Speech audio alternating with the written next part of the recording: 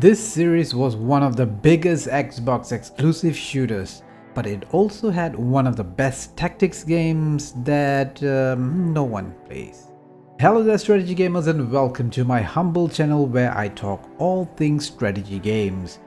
I've been playing a little Gears Tactics, a tactics game that was released back in 2020, which was, well, not too long ago really. But the odd thing is, why is no one playing it today? Well, technically very few people playing it. Gears Tactics is a good game. Looking at Steam reviews, it's not bad, above average. Sure, the tactics genre has a huge plethora of games to play. The competition is definitely fierce.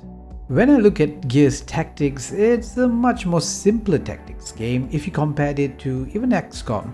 But it had a good solid foundation for fun tactical battles. I can't deny this. It's relatively easy to understand. Like Gears of War is very cover based.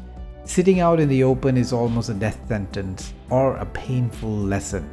I really like some of the level designs here because just like Gears of War, Gears Tactics has some incredible missions where you'll have to assess the situation and the lay of the land to move forward while defending against the locusts. It makes for some really nail-biting ending to these missions. And it all feels very puzzle-like, where to move your soldiers or cogs, who to use first since there is no order in who can move first. It's a pretty fun time, even though I feel like Overwatch is probably a bit too OP here and you can get around a lot of situation by just hanging back and using Overwatch. Having said that though, there are a few things that held this game back from being great. One thing, Gears Tactics has one of the things us gamers love to hate. Yes, the dreaded loot boxes, or loot cases I guess in this instance. Oh boy, ladies and gentlemen, do you like opening up loot boxes to get more trash loot for your soldiers? Then you're in luck, because Gears Tactics thinks loot boxes are the best things ever invented in video games.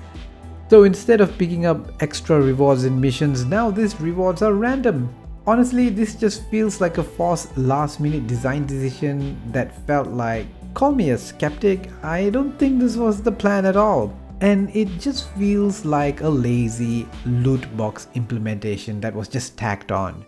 I think the game would have been way better without it. Also, to add to the frustration of this is the god-awful interface.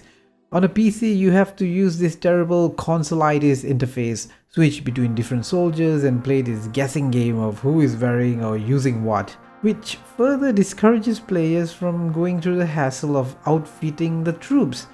I just don't understand why they didn't think about revamping the UI for PC. Probably, to keep things as the same with the console version, I suppose. Speaking of loot boxes, the game also is a bit of a grind. I was surprised that this wasn't a 5 to 8 hour experience that I expected from AAA franchises, but it's got more than 50 over missions, over 3 acts.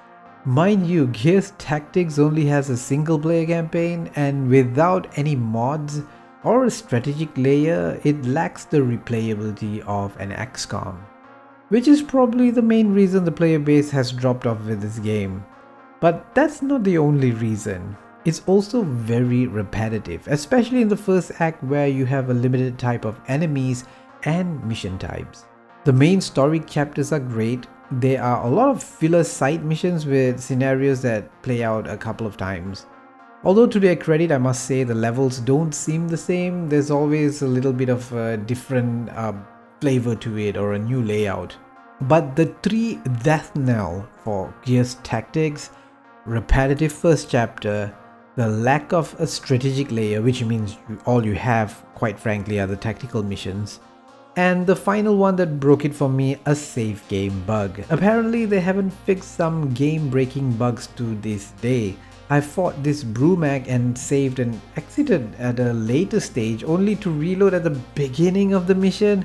Now, not many would have stuck around to play it, but hey, I did my part.